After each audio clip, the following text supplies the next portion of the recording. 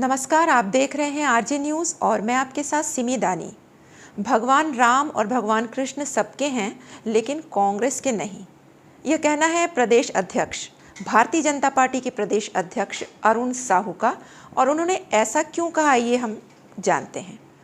छत्तीसगढ़ में कांग्रेस ने भगवान राम को तो पहले से ही बीजेपी से छीन लिया था। अब कृष्ण कुंज के द्वारा भगवान कृष्ण को भी अपनी ओर खींचने का प्रयास जारी है और यह बीजेपी को नागवार गुजर रहा है। बीजेपी के अनुसार कांग्रेस फायदे के लिए भगवान राम और भगवान कृष्ण का इस्तेमाल कर रही है।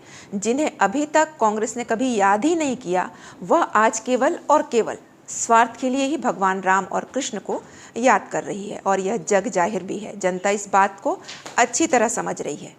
अब पलटवार करने की बारी कांग्रेस की थी, तो मुख्यमंत्री बघेल ने भी आक्रामक तेवर अपनाते हुए बीजेपी को जवाब दिया कि राम और कृष्ण तो सबके हैं, किसी का इन पर कॉपीराइट नहीं है। उल्टे उन्होंने बीजेपी पर आरोप लगाया कि बीजेपी राम और कृष्ण के नाम का उपयोग सिर्फ वोट के लिए करती है। कल जन्माष्टमी के अवसर पर भाजपा के राम और कृष्ण से जुड़े मुद्दों पर प्रतिक्रिया देते हुए मुख्यमंत्री बघेल ने कहा कि हम छत्तीसगढ़ की सांस्कृतिक पहचान, सांस्कृतिक विरासत को आगे बढ़ाने का काम कर रहे हैं। भाजपा को यह मौका 15 सालों तक मिला, लेकिन भाजपा ने इस दिशा में कुछ भी नहीं किया। आदिवासी संस्कृति को आगे ले जाने का प्रयास भाजपा के द्वारा कभी नहीं किया गया, कभी देवगुड़ी नहीं बनाए गए। लेकिन हम दामाखेड़ा का विकास कर रहे हैं, गुरु घासीदास की तपोभूमि का विकास कर रहे हैं, राम वन गमन परिपथ का विकास कर रहे हैं। बीजेपी सिर्फ बातें करती है, लेकिन काम हम करते हैं।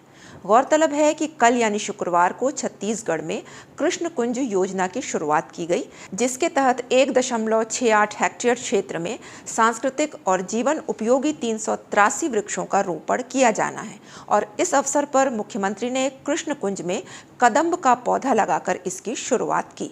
प्रदेश के नगरीय क्षेत्रों के 162 स्थानों में विकसित कृष्ण कुंज में बरगद, पीपल, कदम, आम, इमली, चिरौंजी, कैथल वृक्षों का रोपण किया जा रहा है।